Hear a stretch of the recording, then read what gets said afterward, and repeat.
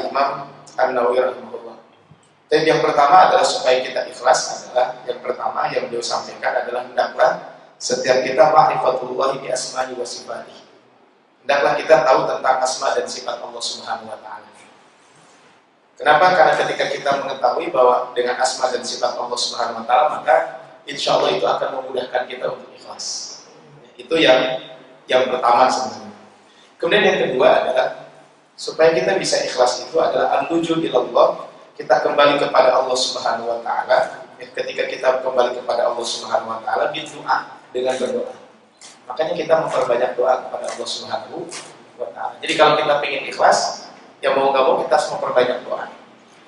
Salah satu doa yang disunnahkan oleh Nabi, waktu itu ada seorang sahabat Rasul pernah mengatakan, ittaqus syirka, jauhilah yang namanya syirik.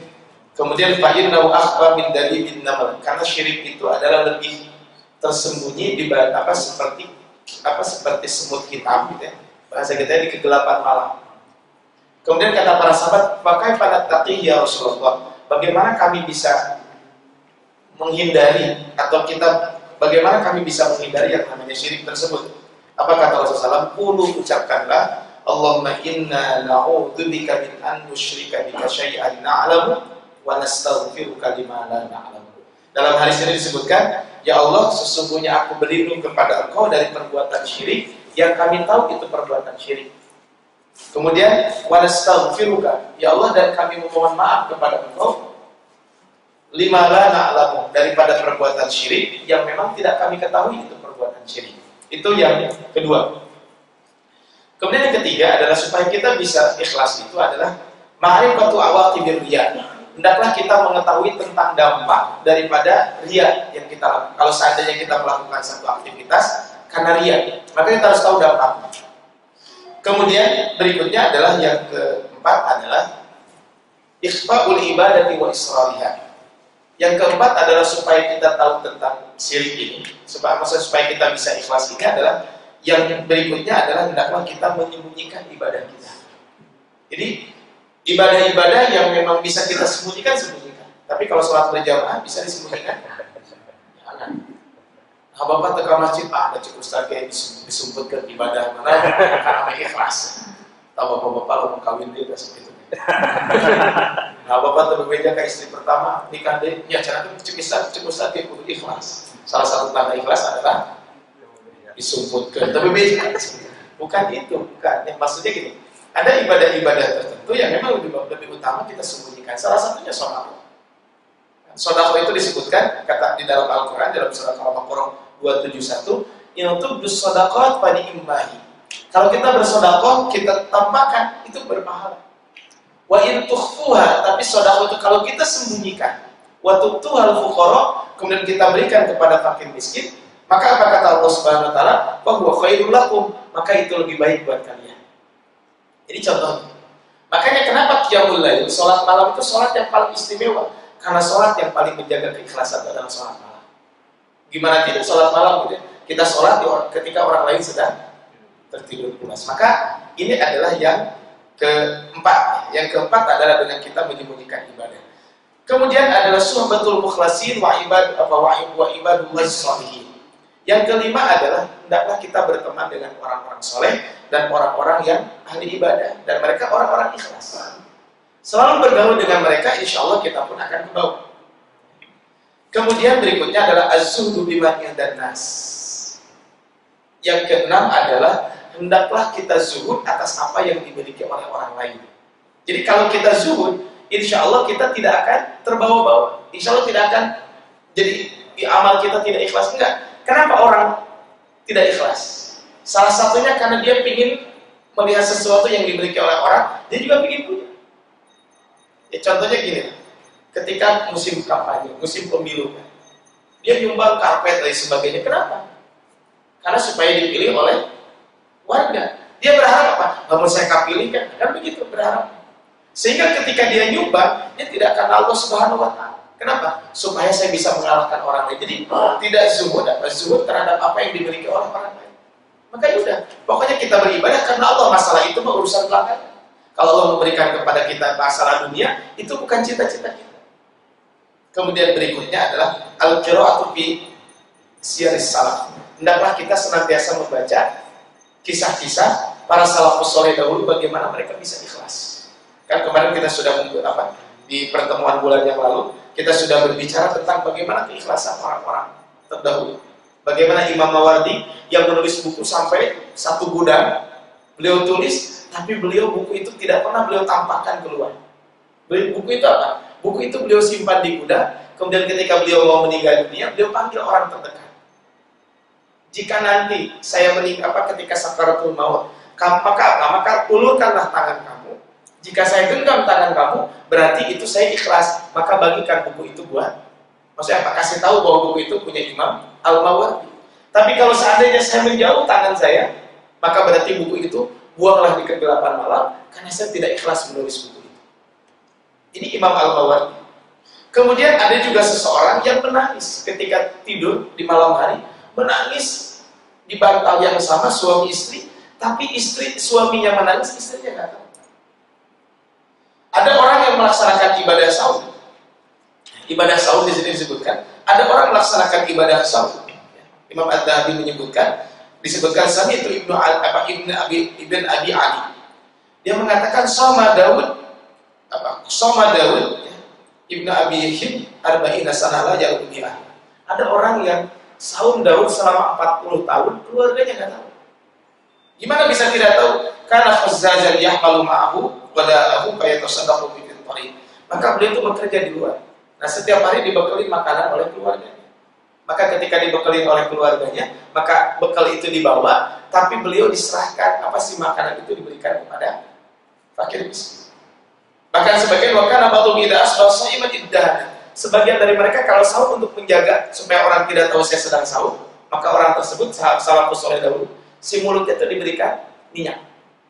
Jadi diolesi minyak supaya bibirnya basah. Wa masa syafataihi min dahdihi. Kemudian setelah itu diusap. Supaya apa? Intinya supaya apa? Supaya dia kelihatan tidak saum. Ini kan bab tentang ikhlas. Jadi baca biografi orang-orang terdahulu supaya kita bisa ikhlas gitu. Nah, kemarin kita sudah membahas hadis-hadis tentang ikhlas. Jadi sebelum kita membahas tentang bab yang akan kita bahas hari ini adalah bab tentang taubat. Maka berikutnya adalah di sini masih ada beberapa hadis yang tertinggal. Hadis yang pertama adalah kaitan dengan kisah tiga orang yang masuk ke gua. Kisah 3 orang yang masuk ke gua. Hadis ini oleh Imam Bukhari dan Imam Muslim dari Abdullah bin Umar bin Khattab disebutkan bahwa ada 3 orang yang masuk ke dalam gua. Kemudian setelah itu, maka ketika mereka masuk ke dalam gua, tiba-tiba gua tersebut terhalang oleh batu. Ketika terhalang oleh batu itu, maka qalu innahu la yunjikum min hadhihi sakhrati illa an taqullah bi shalih a'malikum. Maka kata salah seorang mengatakan, tidak akan ada yang bisa menyelamatkan kita dari gua ini, dari batu yang menghalangi gua ini, kecuali kita berdoa dengan amal soleh yang kita lakukan. Inilah yang disebut dengan tawassul. Tawassul yang disepakati oleh para ulama itu 3. Satu dengan asmaul husna. Yang kedua dengan amal soleh yang kita lakukan. Jadi boleh. Kita tadi habis sholat duhur, habis sholat maghrib, kemudian melaksanakan ba'diyah maghrib. Kemudian kita berdoa, ya Allah, tadi aku melakukan sholat ini, aku punya hajat. Itu boleh. Dan ini dilakukan oleh 3 orang ini. Kemudian yang ketiga adalah tawassul yang dibolehkan itu adalah dengan doa orang soleh yang masih hidup. Jadi meminta doa. Dan ini biasa dilakukan oleh para sahabat. Makanya ketika terjadi paceklik, tidak turun hujan lama, maka salah seorang sahabat Nabi, ketika itu Rasul sedang khutbah masuk ke dalam masjid, kemudian bukan dari tempat itu, dari tempat lain jauh, kemudian berdoa, ya Rasulullah, tolong doakan semoga Allah menurunkan hujan kepada kami. Karena di kampung kami sudah lama tidak turun hujan, kemudian apa? Akhirnya jalan-jalan terputus, harta kami binasa, rusak. Kemudian Rasul berdoa dan akhirnya Allah menurunkan hujan dan subhanallah, hujannya terus. Minggu depannya jadi Rasulullah, itu hujan nggak berhenti. Tolong sekarang doakan semoga hujannya berhenti. Dan akhirnya Rasul berdoa. Ini kan meminta doa orang soleh. Nah, ketika Rasul meninggal dunia, ketika terjadi seperti itu, maka para sahabat datang bukan ke makam Rasul, tapi datang ke Abbas bin Abdul Muthalib. Yang mana Abbas ini adalah paman Nabi. Wahai Abbas, dulu ketika Rasul datang masih ada, kami meminta supaya Rasul berdoa. Semoga Allah menurunkan hujan, maka Allah menurunkan hujan. Sekarang Rasul sudah tidak ada, saya datang kepada kamu. Saya meminta hujan kepada mohon doakan supaya Allah menurunkan hujan. Artinya ini yang ketiga adalah meminta doa kepada orang soleh tapi yang masih hidup. Ini yang disepakati oleh ulama kaitan dengan tawasul. Nah, kemudian ketiga orang itu akhirnya kan menyebutkan amalan masing-masing. Yang pertama kan disebutkan di sini, Allahumma kana li abawani syaikhani kabirani. Bahasanya, saya punya dua orang tua. Maksudnya ayah dan ibu saya masih ada, dua-duanya sudah tua. Kemudian, wa kuntu la aghliqu qablahuma ahlan wa amanah. Jadi, biasanya kata orang tersebut, saya punya dua orang tua yang sudah tua renta, kebiasaan adalah mendahulukan memberi minum susu kepada keduanya sebelum aku dan keluarga. Jadi setiap hari seperti itu. Pada satu hari saya pulang ke Malaman. Ya mungkin zaman ayah nama macet, ya. Zaman dulu kan macet. Ayah nama macet. Pas pulang, kemudian datang gitu. Nah, orang tua kami sudah tidur. Kemudian kami datang, anak kami meminta ketika itu, tapi kami tidak berani memberikan minuman susu tersebut kecuali orang tua kami nanti yang meminumnya terlebih dahulu. Dan kami pun tidak berani membangunkan, kata orang tersebut. Ya Allah, jika itu kebaikan, maka bukakanlah pintu gua ini. Si batunya ngegeser sedikit, tapi belum bisa keluar.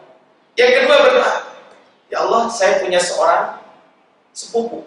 Di sini bahasanya ibnatu ammi. Jadi sepupu perempuan. Yang kana tahabban nasa ilayya. Kan kalau sepupu boleh ya. Saya tuh sangat mencintai wanita itu. Jadi sepupu perempuan yang paling saya cintai dibanding yang lain. Tapi disebutkan di riwayat lain kuntu uhibbuha ka'asyadda ma yuhibbur rijal an-nisa. Saya mencintai sepupu itu berlebih cinta sebagaimana seorang laki-laki mencintai perempuan. Tetapi masalahnya ya cinta bertepuk sebelah tangan. Itu dia cinta, si perempuannya nggak mau. Dan di zaman sahabat Nabi, di zaman Nabi juga ada cinta bertepuk sebelah tangan tuh ada. Jadi ada dua orang muda, suami istri. Kemudian si istrinya itu adalah minta diceraikan.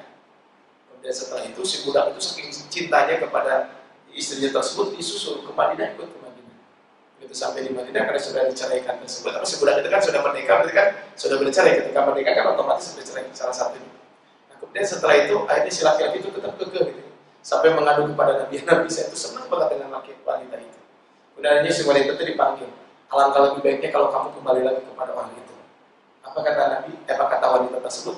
Ya Rasulullah, ini perintah atau saran? Kalau perintah, saya nggak mau nolak. Kalau saran, saya nggak mau. Kata Rasul, itu cuma saran aja. Ya Rasul, kalau saran, saya nggak mau kembali. Bukan saya ingin cari yang lain. Maksudnya bukan pengen lain. Saya tidak cinta dengan suami saya. Tidak ada jadi cinta bertepuk sebelah tangan itu sudah ada sejak zaman dulu. Nah, ini kisahnya seperti itu. Nah, kemudian saya ingin melakukan sesuatu kepada wanita tersebut, ya tapi ya susah gitu gimana. Hingga satu hari si wanita tersebut butuh uang. Kemudian dia datang kepada saya, kemudian dia katakan, saya butuh duit. Sok saya mau diapain juga terserah deh. Yang penting kamu ngasih uang. Di sini disebutkan apa? Fa'atuituha ishrina wa mi'ata dinar. Saya berikan kepada wanita tersebut 120 dinar. Dan kemudian akhirnya ya sudah disepakati. Akhirnya si wanita itu dan laki itu sudah dalam satu tempat berduaan. Kemudian apa kata wanita tersebut? Ittaqillah, bertakwalah kamu kepada Allah. Ketika itu maka saya langsung lari dan uang itu saya tinggalkan, saya berikan uang itu. Ya Allah, jika itu perbuatan baik, ya Allah terimalah. Dan akhirnya si gua terbuka sedikit. Yang ketiga katanya apa? Ada seorang pedagang, ada seorang dia peternak. Ya, kata beliau disebutkan dalam hadis ini, Allahumma inni istajartu mujarrah. Saya punya pegawai. Nah, satu hari pegawai itu belum ada pegawai kabur. Tapi kalau biasanya makan sok ayah pekerja kabur tapi mau hutang gitu. Kalau ini mah dia pergi tanpa ngasih tahu majikannya, tapi gajinya belum diambil. Sehingga ketika gaji itu belum diambil, si gaji itu saya investasikan, mungkin zaman sekarang begitu ya. Nah, kalau dulu investasinya adalah saya belikan binatang ternak, kemudian setelah itu akhirnya apa? Sudah lama tidak datang orang tersebut, akhirnya apa? Binatang ternak itu jadi banyak. Ketika banyak, datanglah orang tersebut, wahai tuanku, dulu saya pernah bekerja sama kamu, tapi dulu ada gaji saya belum diambil. Kata majikannya, itu tuh punya kamu di situ. Ada di lembah di lembah situ tuh ada ghanam, gitu, ada ibil, ada unta, ada sapi, ada kambing. Kebayang gitu investasinya sukses. Kemudian kamu jangan bercanda deh, jangan menghina saya, bahasa kitanya gitu. Nah, itu punya kamu. Dulu kamu gaji itu saya investasikan, akhirnya dapatlah itu. Kemudian akhirnya tadinya mah hore gitu ya, tapi akhirnya diambil juga oleh dia. Ya udah tadi gitu, diambil kemudian kata dia, ya Allah, seandainya itu adalah kebaikan buat saya, masa itu adalah kebaikan, maka ya Allah bukakanlah pintu tersebut. Dan akhirnya terbukalah pintu itu. Ini kan bab keikhlasan. Maka inilah bab pertama yang disampaikan oleh Al-Imam Ibnu Hajar Al-Asqalani, itu bab tentang ikhlas.